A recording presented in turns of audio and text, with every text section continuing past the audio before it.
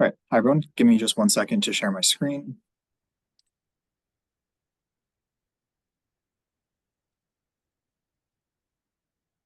Can everyone see the PowerPoint presentation?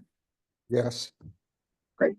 So hi everyone, my name is Ben Demers. I am a senior planner in economic development with the city of Somerville. This is the December 12th, 2024 meeting of the Winter Hill Urban Renewal Plan Civic Advisory Committee. I'll just note that we are meeting over Zoom, as this is a virtual meeting. Just to note that in order to comply with open meeting law, which is state guidance around meeting posting and hosting public meetings, the chat function has been disabled because it constitutes what is called side conversation. So this is just the note that if you do want to make a comment tonight, we just ask that you use the raise your hand function, and I will call on people one by one to just make that comment. Before I shift into a substantive item, I'm going to quickly run through the agenda. So we will start with a roll call vote of members and then also an approval of the previous meeting summary. I know I sent that out late, so if we have to shift that to the next meeting, not a problem. We then are joined by 2 members of the Mark development team who are part of the development partnership at 299 Broadway, which is located in the Winter Hill Urban Renewal area, to give us a presentation about an update to their project. We then have time saved for neighborhood updates from CAC members, as well as time for public comment and meeting adjournment. I know there are a few other things sort of around the corner parcel at Temple and Broadway, as well as the parking at this project that people have been hoping to talk more about. I haven't had a lot of time in the last month just with being out to kind of structure these conversations, but I know that these are items that people are interested in talking more about in the coming meetings. Is there anything that anybody wants to ask about up top before we shift into the roll call? Cool. So I'm going to run through attendance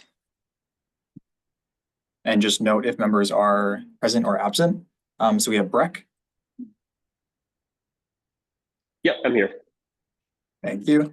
And as Breck just did, I just asked that people unmute to note that they're here if they are. Councillor Klingon. Present.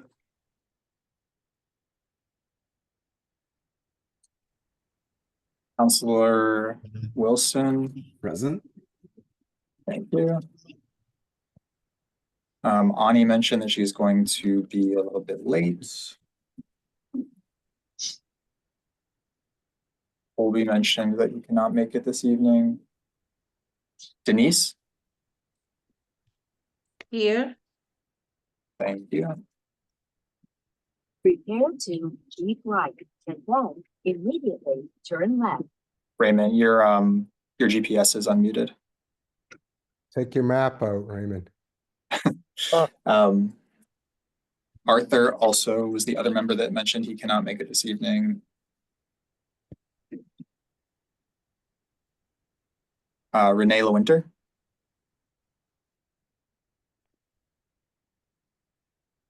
I will send Renee a message. She had mentioned that she'd be able to make it.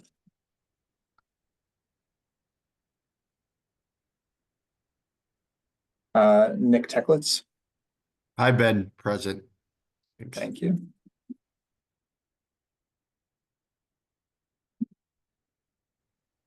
Adrian Roman, I do not see on the call currently. And then Raymond.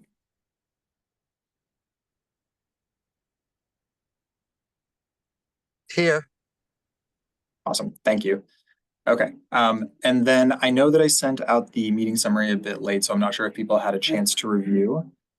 Did people have a chance to review? And if so, do you have any notes about it, or would you prefer to have some time to read it in the next month and then we summarize it, or we vote to approve or make any changes at the next meeting?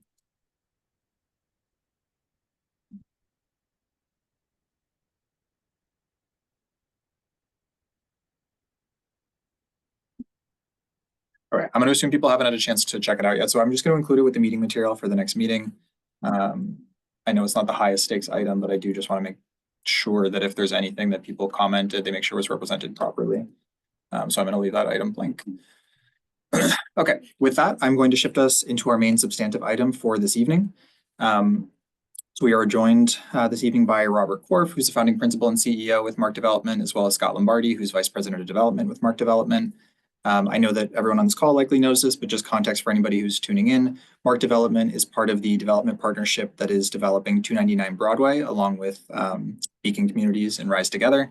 299 Broadway makes up the majority of what is included in the Winter Hill Urban Renewal Plan. So this project is really been seen by the Redevelopment Authority and by the Civic Advisory Committee in the past as helping to meet the community goals that were really summed up in that Winter Hill Urban Renewal Plan. So I'm going to pass things over to Robert and Scott to talk a bit about some of the minor changes that are happening in the project just ahead of a meeting next week at the Zoning Board of Appeals, which is the body that essentially approves the comprehensive permit for this project. So ahead of that meeting, just wanted to make sure that we had this space to come and talk with the counselors and with neighborhood members just about what those changes are so people understood the context. So I'm going to pass things over to Robert and Scott. All right. Scott, you, any of the presentation? Sure. Yeah. Before I share the substance of the presentation, what we have on these visuals, do you want me to give like a 30-second overview of the other changes, Robert? I'll call them the minor ones. I think what I'd like to do is give a brief update just on the project in general and its timing and where we're at. Then we'll go into, the fitness retail change, which I'll present to everyone, and then I'll turn it over to you for the other minor changes. And then we can open it up for Q&A. All right. Ben, do you mind enabling sharing? I'm not able to right now.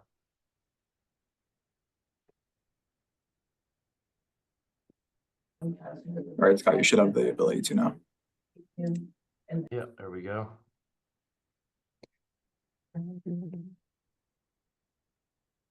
All right, everyone. So happy to be here tonight. Hello to those on the CAC. Some of you, I think I have not had the pleasure of meeting yet. So pleasure to be here tonight. So first, I'll just give you a general update on where we're at on the project at a very high level. We continue to remain optimistic and proceed on all our construction documents as though we'll be closing and shovels in the ground sometime summer of 2025.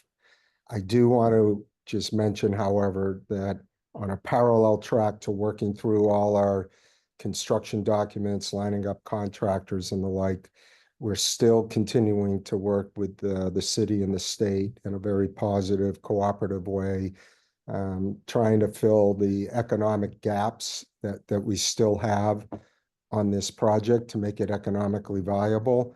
I'm optimistic that the gap that we have can be achieved, but I'm just putting it out there because we still have some work to do, and I just want everybody to realize that. Unfortunately, the overall real estate market and the climate has not shifted enough in our favor to kind of help close that gap, but we continue to spend the money to get there, and I'm optimistic and will remain optimistic that we will get there.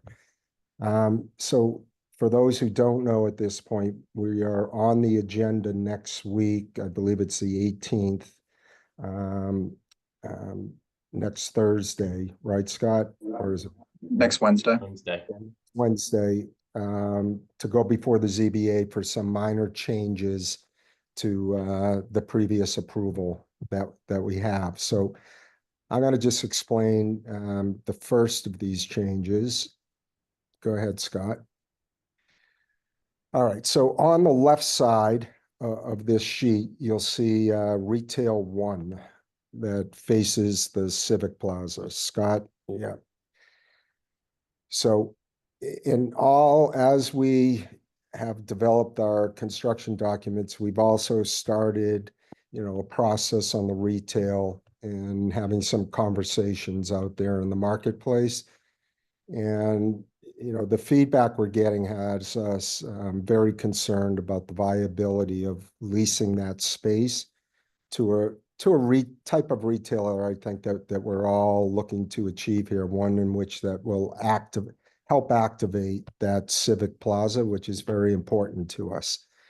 So in lieu of retail, what we're going to propose at the ZBA next week is on the right-hand side of this sheet. And what we're effectively doing here is we're relocating the fitness center that we had previously, where Scott is drawing there. We want to swap it into that retail area. So effectively, we're going to proposing to take 1,662 square feet of retail and expand it to 2,615 square feet and convert that to a large fitness center that will be centrally located between both buildings, ours and the Beacon building to the left of the fitness center, which we think it's going to get heavily used because the Beacon building does not have a fitness center. And we're going to open this up for use between both buildings. And we believe that with, approximately somewhere in the neighborhood of 500 people ultimately living between these two buildings, that fitness center being open and transparent from the courtyard, or the plaza, people being able to see through with all the traffic between the two buildings entering in and out, will serve as a much better activator to that plaza than what our feedback has been giving us in terms of the viability of landing a retail tenant back there. The additional upside to all that is by relocating the fitness center, we then convert the fitness center into what amounts to a net 4 units. So we go from 200 to 204. So it's 4 additional units, and we're going to propose one of those units becomes affordable. So you get an increase in 4 units overall, one of which is affordable. And I believe we're going to activate that Civic Plaza in a much better way than we would have achieved otherwise. So that's the basic premise here of the change and the rationale for it. In addition to that, you might have to use your mouse, but the co-working space that was previously on the ground floor, because we're sharing ground floor amenities with the affordable building next door, and we've come to learn that building has designed into it their own co-working space, we decided to move our co-working into an upper floor and then convert the ground floor co-working space into a shared club room, which I think will also help integrate this project and make it, just a much better campus environment, because we already have the duplication of co-working. So I think that's the sum and substance of these ground floor changes that we're going to propose next week. There are some minor design tweaks, I guess I'd say, in addition to what I just described, that I'll let Scott present to you all now, and then we can stop and have a little back and forth if you'd like. Go ahead, Scott. All right, yeah, so the rest of the design changes we're considering them so minor that we didn't include a slide for them tonight, but they're in the full package that was submitted to ZBA. They're really exterior cleanup, design development, cleanup items, and cleanup as a result of passive house. So proper window sizing, getting the right outside corner details, changes to the facade that were driven by a passive house model that we've been updating as we've continued to advance the design here. The other piece of it would be the elevator core has shifted. Again, I'll circle it here. We think of this as an improvement, but if you can see on the previous side on the left, that's the former elevator core.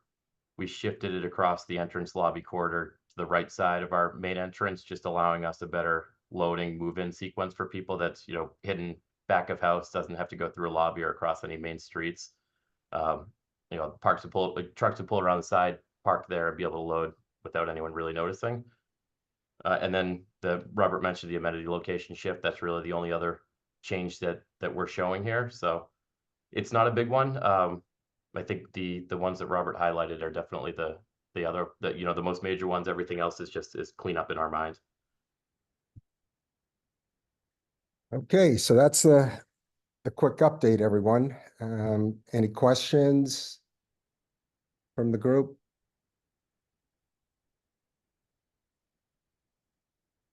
Right, so I was like, hey, Ani. There. I'm sorry I joined late, everybody. I had a quick question. I'm sorry if this is a repeat from what may have already been discussed, but just curious where things stand on financing. Yeah, Ani, we're continuing to work through our construction documents. Beacon, I believe, has almost a full set.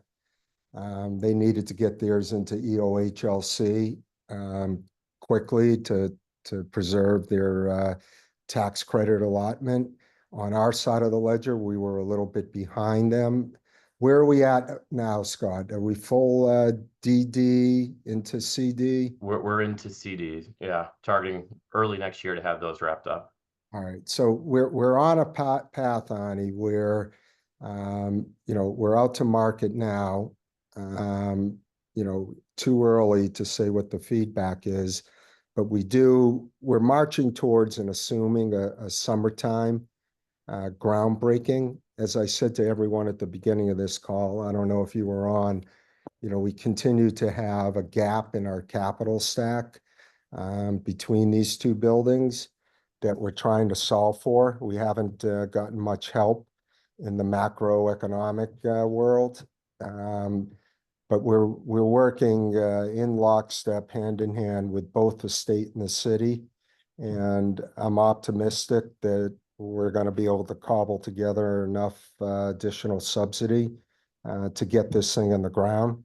I'll say that we're confident enough that we can continue to spend hundreds of thousands of dollars monthly to achieve this summer groundbreaking. So, we better get there one way or the other.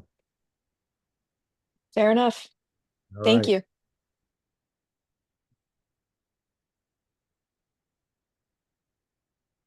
Anyone else? Anyone have feedback on the fitness center retail swap or? Robert, Sorry. this is, sorry, Ben, this is Jesse. Do you have any drawings that show like the mews and the courtyard, like with the two buildings, like in between? I'm just trying to get a sense of like. Yeah. Mm. Got something handy, Scott? Yeah, it might take a second I think there's a little delay here, but this is probably going to show everything. You talking about a plan like this, Jesse, or renderings? Yeah, no, this looks good. And that's with the fitness. Yeah, I see that. Okay.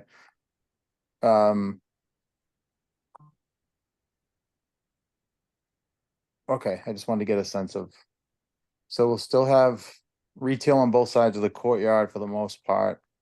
Yeah. A little over 6,000 square feet, Jesse, is what it comes out to. In just the two spaces flanking the courtyard. So when like that space, the 3,386, is that going to be for one space, or will it be broken down into two, or just depends on what people want to go in there or whatever? I imagine it as one space. Restaurant of some type, spilling out onto that plaza. Scott, I don't know, what is the frontage? Could we, in the grades, is it conducive for subdividing if we wanted? Not really. No, the grades make it really difficult. The door locations are pretty pinned where they are.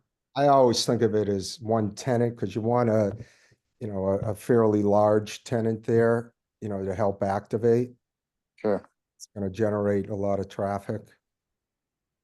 Yeah, I think the important The other thing. side, building A, I know we had some floor elevation issues between the two retail spaces. So those two, I know can't be subdivided. either one of them Mhm. or combined in any way. And All right, probably worth pointing out, Jesse, as you're thinking about this, is that the 3,300 square foot retail 2 space that you were just asking about, that's double height retail, right? So I don't think we would want to divide that or, shift around the demising walls or anything. You're looking into 22, 24 foot clear into that space. I'll also say on the retail side, Jesse, maybe this is, information I should just kind of put out there. There's nothing etched in stone, but it's kind of no secret. The post office across the street is looking for a new home.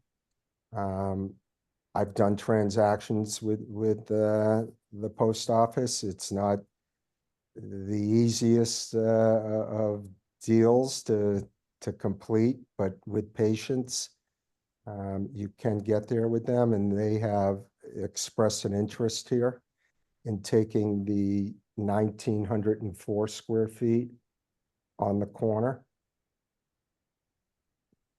okay. They're out of lease across the street. Mhm. So they're looking for a new home. So I think that'd be a great use to swap over there, and it keeps them in the neighborhood.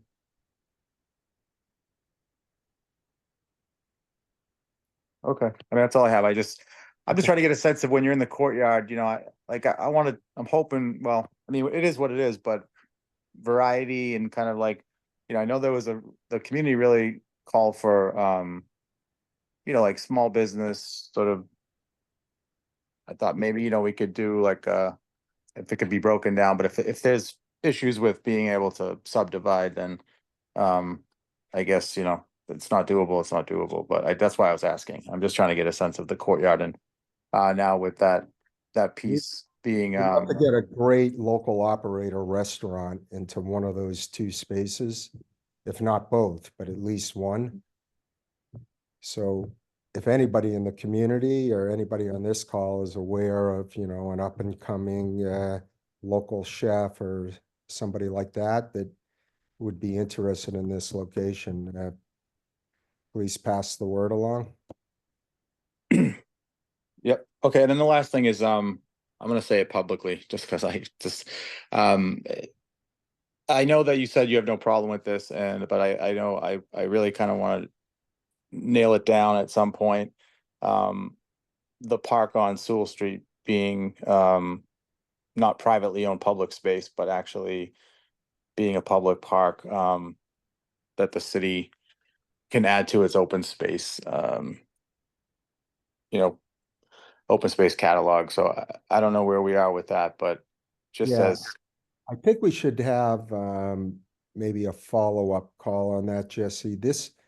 I gotta say this, that we, Mark Development Building B, are totally agnostic as to, whether the city owns the park or, or otherwise, right? Mm. There's something going on with it's creating a potential issue on the affordable side, believe it or not. And Scott, unless you have a better memory than me, you might have a better memory than me. Do you recall the technical issue that Beacon has brought forth? Or I don't know if you were involved. Not much beyond what you just mentioned. Yeah, I mean, I know early on there was talk of like some mechanicals or like needing an easement or something, but it'd be great if we could get it worked out, in some form or fashion. totally. I think what I'm saying basically is I got to bring Beacon into the conversation because they're the ones that were having some sort of legitimate issue that they were working on. So Okay. maybe All right, we'll take that offline. All right, that's all I have, Ben. Other members want to ask. Thank you, Counselor. Nick? Yeah, sorry if I guess missed this in the initial part of the presentation. What was the thought with replacing retail one with the fitness center? Was there something about it being less attractive of a space for a potential retailer to come in and sort of grab that spot? I just might have missed like what the thought process there was. I know you were explaining kind of proximity to the park and how it was maybe better served by putting the fitness center there, but I just was curious if I That's missed it. exactly it though, Nick, and I'm sorry if I wasn't clear on that. If you think about it, that space is set way back from Broadway. We're gonna have trees, benches, it's not gonna be that visible. And Mhm. the number one item every retailer looks for is prominence and visibility. And unfortunately, our conversations that we've had to date are like almost across the board, pretty negative in the retail community on the viability of that space. So it's really all about its positioning. Yep. Understood. So they would not see the benefit of the traffic along Broadway there being in sort of set back off of the street there, I guess. Yeah, and our main goal here is activation, right? Make it a lively place. And in that regard, we're much more comfortable with the kind of traffic that's going to come in and out of that fitness center every day, which is certainly going to help the vitality of that space. Thank you. Understood. Welcome.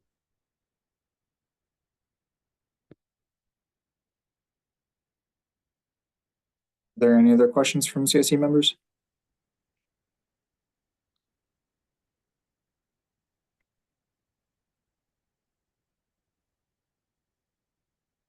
Okay.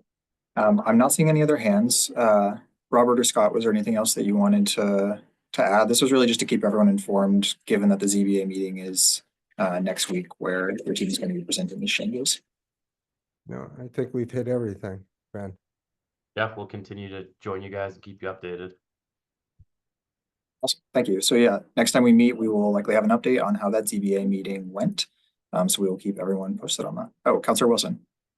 Yeah, sorry to jump in late through the chair here. I talked to Robert earlier today and went over some of these numbers. Just always like to keep updated numbers on, if these changes do happen, of where that would leave us with total units, market rate units, and affordable units. Do I have it right then that we've seen the number started out, I think, at 288 total units, 132 affordable? The first set of revisions then I believe we're gonna go to 315 total, 135 of which were affordable. Is that right? That's correct. And then this latest tweak would bring us to 319 total, 136 of which would be Correct. affordable. Right. That's Okay. correct. Just always Actually, like I'm to. sorry, Councilor Wilson, it was 316 total units that we were previously had approved, not the 315. Well, Gotcha. I think Scott, that's this came up in conversation between me and Scott today. Go back to the chart we put up, and Ben, this is something I think you should consider here, because I didn't have time to reach out to Brent or Adam Dash on this. No, go back to the slide actually that showed the yeah, no. Sorry, it's delay here. Yeah. So on the left-hand side, it says total units 200. We actually have an approval for 201 units. So Ben, in other words, if in what would have happened on the affordable side is it would have been 20 affordable units, 201 units, and I guess a buyout on the fractional. So what happened is if the ZBA were to deny this change, we would have to go back down to 200 units, not the 201 that's approved, because exclusive of this whole swap of the fitness area, through the design process, we lost a unit since the 201 was approved. So do you follow that? I just want to make sure in the I follow. in the unlikely instance, I'd like to think that ZBA denied the change of the fitness, they would have to approve us going from 201 to 200. And I don't think application made that clear, Scott? I don't think it did. Yeah. Yeah, I think with the focus being on what the unit count will be based on these updated drawings that are being submitted for Wednesday's ZBA meeting, and we're getting a little into the technical here. But I think the focus will be on that. If there is a rejection by the ZBA of these plans, somebody from our PPZ team who is like guiding the ZBA process, and sorry, just for context for everyone, there's another division within the strategic planning office for the city called Planning, Preservation, and Zoning, and they sort of help take projects through their board approval. So in this case, through the Zoning Board of Appeals. And so they would help kind of answer that question of what needs to be done to reconcile if they're based on the last approval, there's a discrepancy between the number of units that was approved for 201 and the design showing 200 units. But I think we should kind of cross that bridge when we get there. Councilor Klingon? Oh, yeah, no, just kind of a last comment after before we wrap up with the development team. Does anybody else have anything? I don't think Okay. so. All right, I know, I just want to say, yeah, thank you for, for paying this group this respect to come before us. We didn't find out about this stuff at this, after the ZBA meeting. We appreciate you giving us that, the update. And then I also want to say, thanks for adjusting the language. I came from the Somerville Community Land Trust year-end event yesterday, and everybody's really excited for the Sewell Street lot. 3 potential home ownership opportunities down there. So I want to thank you all for that as well. You're welcome. It's a great project, everyone. And we're excited to get it done. It's gonna do a lot for the Winter Hill area in a lot of respects. Well, thank you, everyone. Robert, Scott, thank you for joining. And as I mentioned earlier, we will update at the next meeting on how the conversation went at the ZBA. With that, Scott and Robert, if y'all have to drop off, no problem. And we can shift into the next substantive item. All All right. Great. Thank you, everyone. Thank y'all. Bye. I think we just lost another member. Hopefully I didn't shift items in such a way that sounded like the meeting was ending. But the last 2 things that we have on our agenda are a little bit quicker. That was really just making sure that they had that presentation before the ZBA was the main reason I wanted to meet this evening. I'm just going to reshare my screen.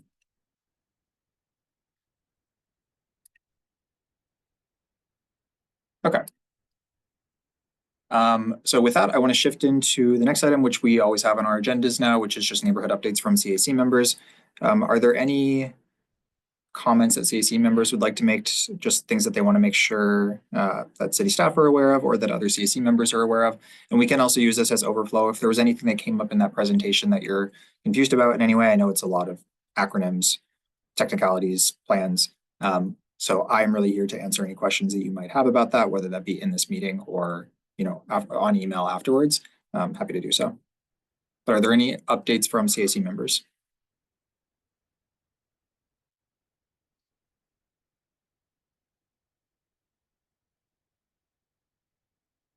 I'll just give it 20 seconds. Oh yeah, Counselor. I'll just give a shout out that a very nearby neighbor organization, great organization, the Elizabeth Peabody House is having a toy drive on December 17th between 6 and 8 p.m. You can drop off toys. It's in conjunction with Local 509, which is DCF social workers, as well as myself and Christine Barber. So yeah, it should be, hopefully we'll get a lot of good toys out there for the kids. I think that's all I have. Awesome. Thank you for letting us know.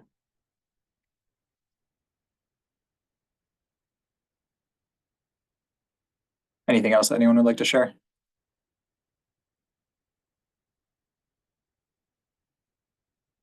Cool.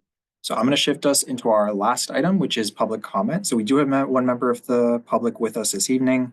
I just want to give them a chance if they do want to raise their hand and make any comment. I'll just give about 15 seconds.